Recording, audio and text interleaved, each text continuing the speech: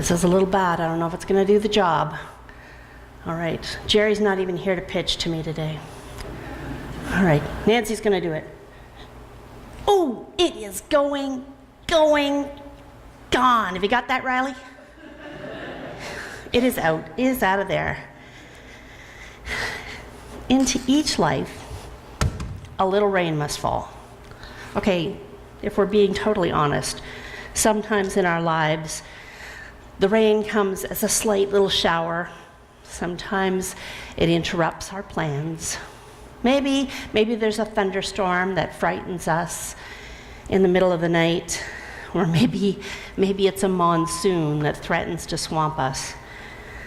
Sometimes the storms in our lives are so chaotic that we are not sure how we're ever going to go on. Into each life, some rain must fall.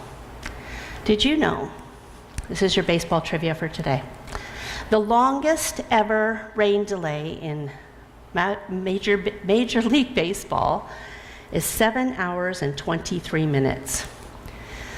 In 1990, Chicago versus Texas. Can you imagine sitting there for 7.5 hours waiting for the game to go on again? You'd have to be pretty dedicated. Sometimes the storms hit. And when the storms hit, it can be devastating for us. When the prognosis is specific and irrefutable, the storm has hit. When that relationship is irreparable, the storms have hit. When depression wraps around you like a blanket of fog, the storms have hit. And sometimes when those storms hit, we wonder where God is in the midst of it. The disciples in this story have gone out on the lake, maybe not the river, but the lake. And they were in the midst of a storm that we know that Jesus knew was going to happen because God knows everything. God always knows everything. God knows our storms just as surely as he knows the hair on our head. They were out on the Sea of Galilee, and the violent winds had whipped the sea into a fury, causing high waves to splash over the bow and over the sides of the boat. And this small fishing craft was swamped by the towering billows. It was becoming a toy of the raging elements. Some of these disciples were fishermen. They knew the Sea of Galilee. They knew that the weather could change in an instant. They were used to these sudden shifts, but this was different. This was especially violent. We heard a windstorm arose on the sea so great that the boat was being swamped by the waves. And they probably were bailing. And I wonder, do you ever think they thought to themselves, well, maybe Jesus could do a little of the bailing here? I'm sure none of us have ever felt that way. In our storms, do we ever think, well, I'm doing this all by myself. It'd be nice if Jesus did a little of the bailing here. But then it got worse, even worse. The wind picked up until it was howling around the little boat, and every wave threatened to capsize them. The storm was getting so bad that the possibility of these disciples becoming fish food was pretty real. And this storm was so strong that Matthew uses the Greek word seismos, which is where we get earthquake from, to describe the violence of this storm. And these disciples of Jesus, the ones closest to him, surely they thought that they might be exempt from the storms physical and the storms of life. And do you ever wonder if they said amongst themselves, surely we've invested enough We've given up family and jobs and friends to follow him. Surely we should be exempt from the storms of life. But no, I'm sorry. It's not the way it works. But it was a good thing Jesus was there taking care of it. Oh, wait. Where was Jesus? He was sleeping through all of this. It's true. He was sleeping. And it seemed to them that he was not paying any attention. They felt that they were in this absolutely alone, absolutely on their own. And they are feeling terrified. Mark's account has them saying this, "Teacher, don't you care if we drown?" It looks like Jesus is caring nothing for them at all. And I wonder, how many of you in the storms of your life have felt that you were alone? How many of you, when the storms have hit, have you felt like, "Teacher, don't you care if I drown?" We think we should be exempt from the storms of life because we're Christians, we're good people. But Nori, I'm sorry, that's not the way things go. Into each life, a little rain must fall. Into each life, we will have storms. And when it gets really tough for the disciples, well, it's only then that they go over to where Jesus is and they wake him up. And they say to him, "We're dying here." Do we do that? Do we get to that point in our life when the monsoon or the hurricane hits, when we start searching for that life preserver? Don't we turn then to Jesus? Only then? Jesus, who has been waiting patiently over in the corner of the boat. We turn to Jesus then, and we frantically wail, "I'm dying here." And we expect him to fix things. We expect everything to be okay. And in this story, he does fix it. We hear that he rebukes the wind and the waves, and there is great calm instantly. And what does he say to his disciples then? We think of it in the old King James Version, "O ye of little faith." Right? I believe that it is an issue of faith for them, an issue of faith building. The disciples had been watching Jesus. They had seen the miracles. They knew. They had witnessed what had gone on, and yet they were spectators. It didn't involve them.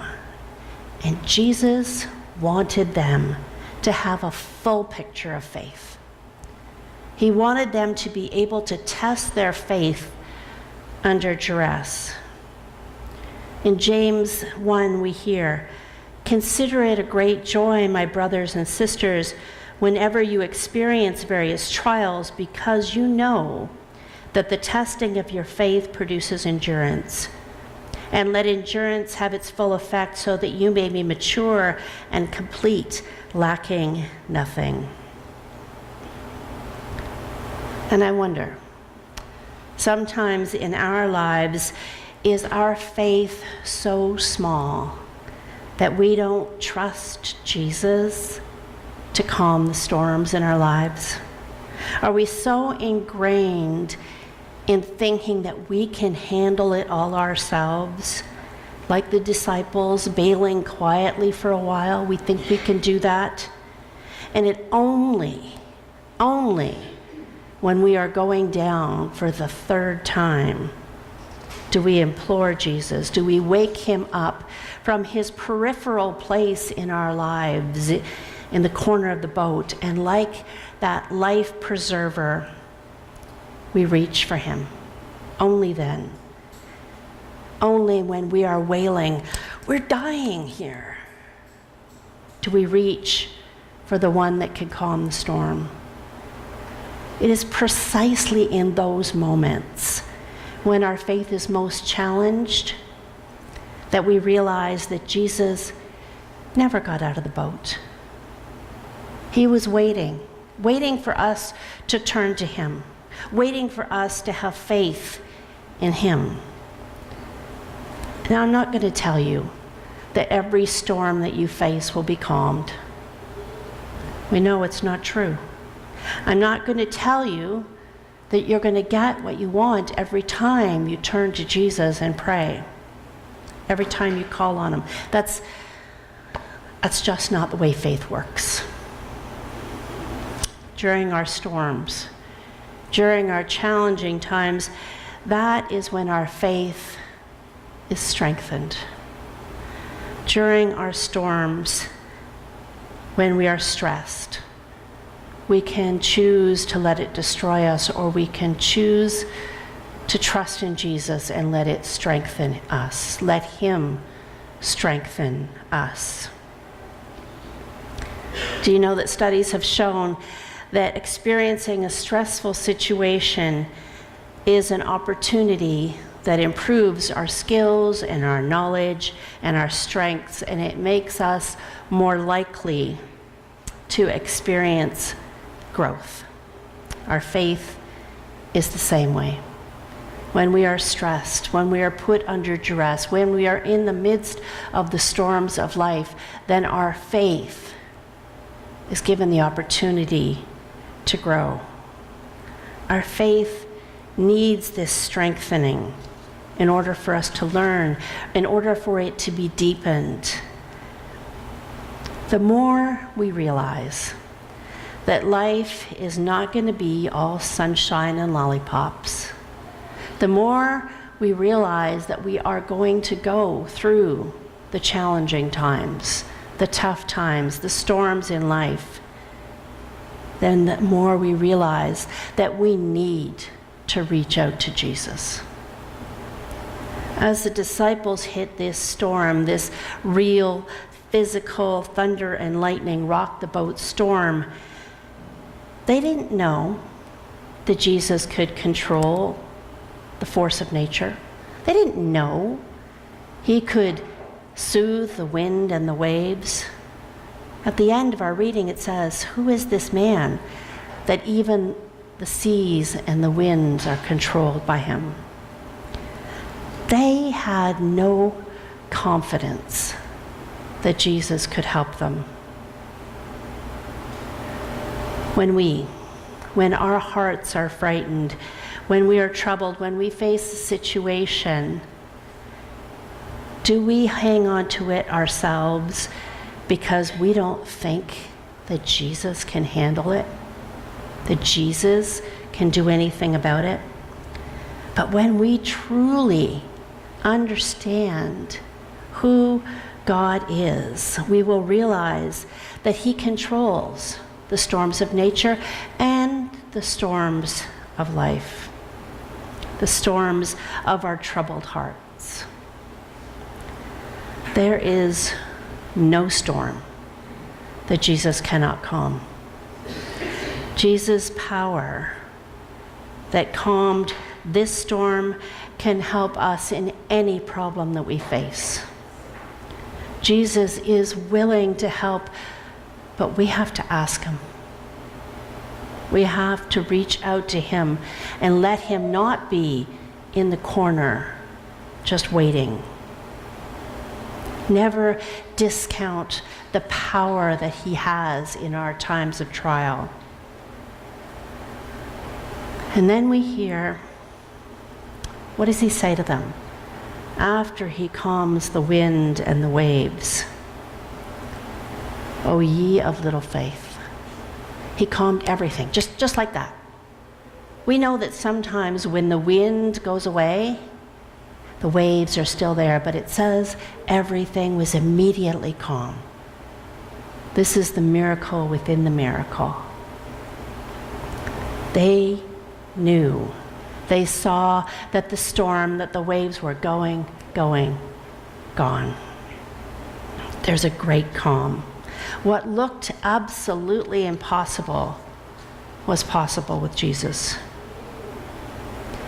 In the storms of our life, everything is possible with Jesus. He is the master. He shares our boat. Sooner or later, the wind and the waves are going to challenge each and every one of you in some way. And when we reach the end of our resources, Jesus has not even started yet. Hopeless situations make the clearest occasions to trust in God and in God's preserving power. No matter what the circumstances, you're going to face them. No matter what, know that God is in control. When you face the storms of life, you're never alone. Jesus never left the boat. These challenges have the opportunity to make us stronger in our faith. Jesus will help make you stronger. He won't necessarily take the storm from you. That's not the way it works. They may not be going, gone. But he will help you through it. He will be by your side when you turn to him, when you trust in him, when you have faith in the one who calms the wind and the waves. Your boat will not be capsized, and you will get through it. Amen.